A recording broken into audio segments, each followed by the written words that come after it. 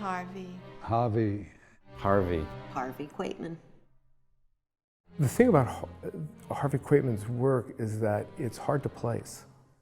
It's always enigmatic. It is and it isn't. It's between. And it's not locked down.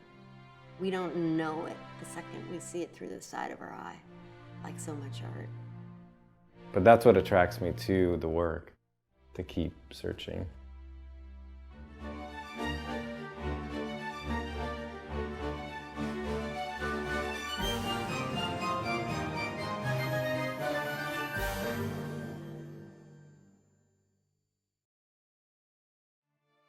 Harvey, on absolutely nothing, with no anybody except his mother, who he basically propped up, ended up at the museum school. You know, that he's just got this driven want to be an artist. Well, the Boston Museum School in those days was, you might say, was a little conservative. And then a new teacher in painting came. And his name was Jan Cox. And he was a Belgian and had worked with Alashinsky and the Cobra Group with Oscar Jorn and so forth in Amsterdam and in Brussels and in Copenhagen. And so that brought a new flavor. Harvey was very involved with looking at people like Gorky, de Kooning. Early on, it was a little bit of Soutine even. He liked that heavy paint. There was a kind of tight-knit group of us. Harvey and Al, Murray Reich, Joan Jonas, and me. At the same time, in the art world, Harvey, Al, and were coming, you know, it was the transformation from abstract expressionism. But there was the Frank Stella show at the Fog was like a shock from the blue. We all loved it. As we ended school, the Oddfellows Hall is where he was working. And he had a huge studio in there. And there were all these costumes, collars from big circular things, which he was incorporating into some of the first big swing-shaped canvases. He just crammed with work. He just worked and worked and worked. And he loved to collect objects. He always had arrangements and little setups. He enjoyed experimenting and finding things. And that's something I think had served him all his life. Harvey moved down to New York about a year or two before I did. He just loved the people. He loved, and you know, everything that was happening in the city, which was, you couldn't be at a more exciting time. Everybody pretty much knew everybody else. It was a very small world. And it was just really exciting. Everything was exciting. It was just all about art. There was no money involved, really. There were hardly any galleries. The main gallery, which was an artist co-op, was Park Place. And Paula Cooper was hired to manage it. And then she opened her own gallery. And I managed the gallery. And the year before me, Linda Benglis had that job. I met Harvey in 1965, and he had separated from his wife, and then we started to see each other. We moved in together pretty much around 1966. And across the street from us lived Joan Jonas and Jake Berteau. And in our building, it was Ron Gorchoff, me and Harvey, Bryce and Helen Martin. And so we kind of would just go and have coffee with each other, and it was very easy. I mean, people just kind of came and went in and out of the lofts. It was an era, until the late 70s, there was a great freedom from movements. It was a time of plurality and diversity in terms of the kind of art that people were making. And people were working in different ways without labels. And Harvey was one of those people. So he was unfazed by those cultural maelstroms that happened, whether it was the quietness of the 70s or the, the rush and glamour of the early 80s. He just kept doing his work. Well, Harvey and I were both painters, and we talked about art all the time. One of the people that was very important in the conversations was Ang and the curves, right, the sinuous curves.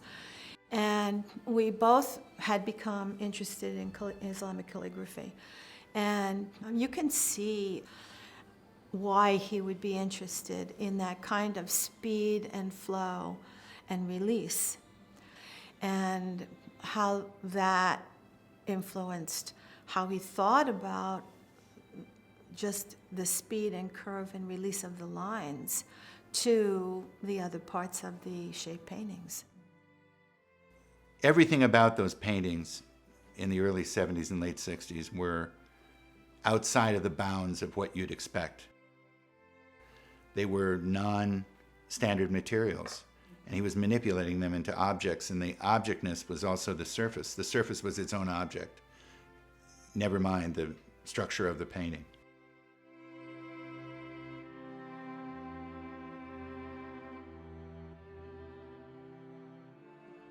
I always felt very much comfortable in his studio because usually, for one, my bed was in the studio part, and I would have a swing, always.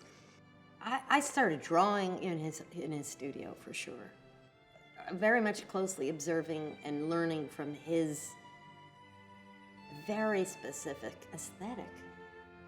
He very much had all these side projects in the studio, like the model building of airplanes that he loved, and also frames and paper and binding and all that kind of thing. So the two of us could just putter away forever on that kind of stuff. We both really liked that, doing that. His studio was more like a workshop, more than a traditional painter's studio. Of course, it had all the paints and all the materials, but he had carpentry. He made all those things himself. So I remember the saw and all the joiners and all the things that he used to make those eccentric shapes. He would have setups where he would be pouring paint and letting paint dry, letting it crack. He was experimenting scientifically with a lot of chemical stuff. I was a little leery of it, but he said, no, I've got some good sources that say that, this will dry out, this will do this and that. It seemed like he always had a relationship with people who were involved in the production of art supplies, I guess. So it was Lenny Bucor, and then there was George Kremer, I call him, was a pigment dealer and manufacturer from Germany who befriended my father and really was a very, very close friend of his for years. It was like a salesman coming through with his wares. And I like pigment just as much as my father liked it. I'm also have lots of different kinds of pigments. And I have a lot of his old pigments in my studio. Well, Harvey had a kind of funny, odd perversity about colors, like he used gamboge. He really loved that it had that weird transgressiveness, and he would build up a surround of wood and flood the canvas with Roplex, and then he would laboriously float all the dry pigment onto the surface. And it wouldn't sink really, it would partially sink, but it would then combine and kind of mix with what was underneath it holding it. I just remember the way the pigment was aligned and interspersed in the material. It wasn't applied on the surface. It was, in some of the later work, of course it was, but at that time it was embedded, so the whole thing became geological in some way. The only way you were perceiving them was because you were seeing a color through another color. And it slowed down the reading of a painting. I first saw his work at a Whitney Annual in 1969.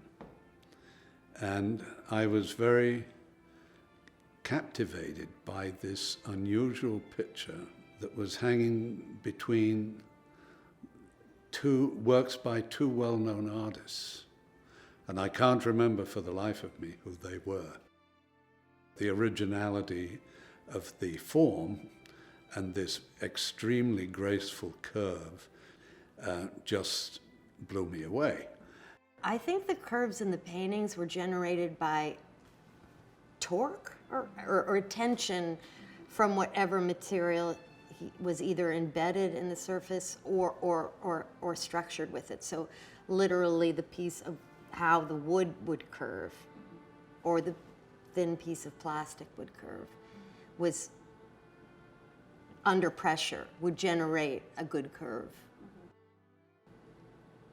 But the quality of the curve always had to be just so. Like the pipe had to be just the perfect pipe curve. He was working with classical themes, very refined, very particular in terms of how every decision was considered.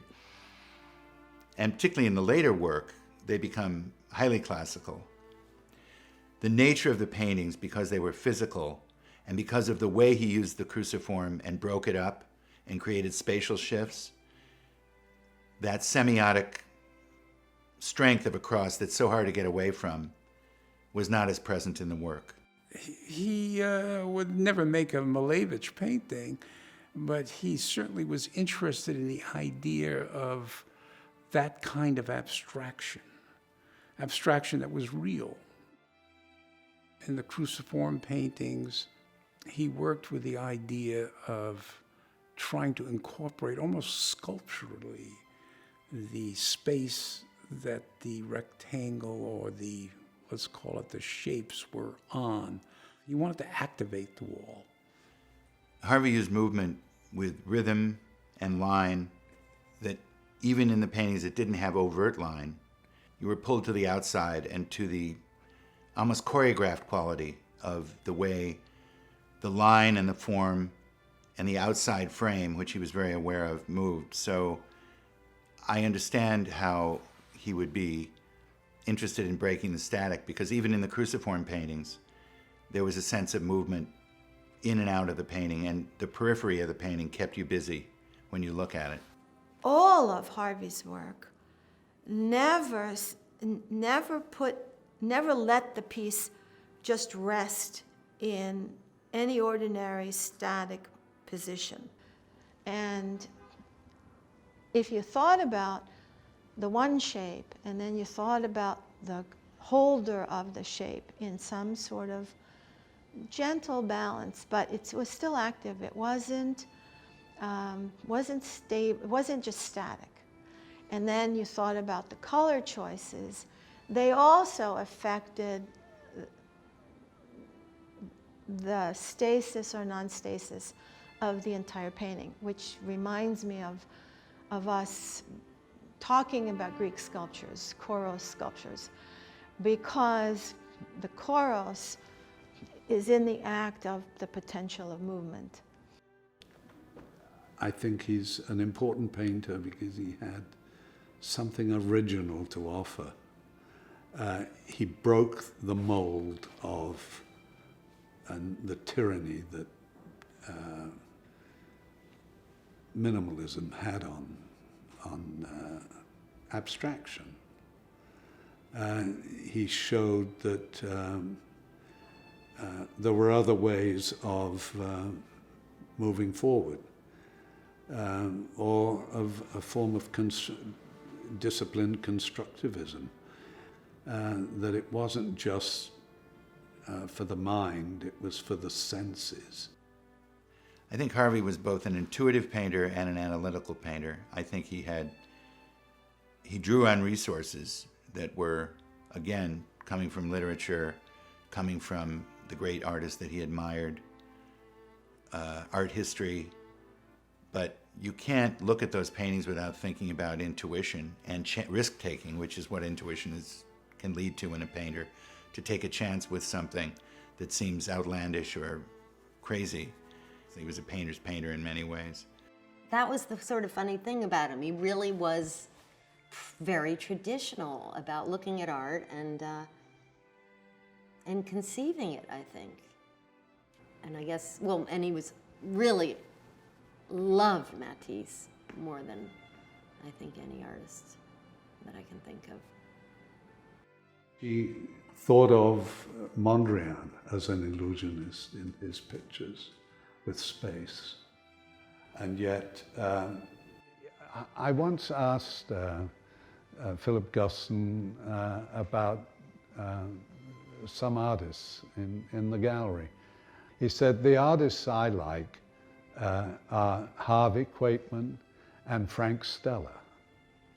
They interest me because I don't understand them. Harvey is an illusionist. I do think about it a lot, the sort of awkward fit of his work into its own time, and how it's almost hard to place it, in fact. I mean, he's interesting in 1918 and 2018, which I think is so bizarre. So he's so consistent. He's like the work built on itself. He created a language, but it satisfies like all the thoughts of 100 years. So what he's doing is then pushing painting forward in a very surprising and individual and personal way, and making something that, for all its limitations, becomes quite profound. There definitely is kind of a sense of order in his work, or the real invitation to contemplate. They are, yeah, like idiosyncratic and deeply invested, and like they couldn't be produced by somebody else, you know? Yeah. At this moment where it's very wide open how to paint or how to think about painting, I think his work really has a lot to offer in terms of simply ideas, like, and approaches. I think, funnily enough, I think now is his moment, actually.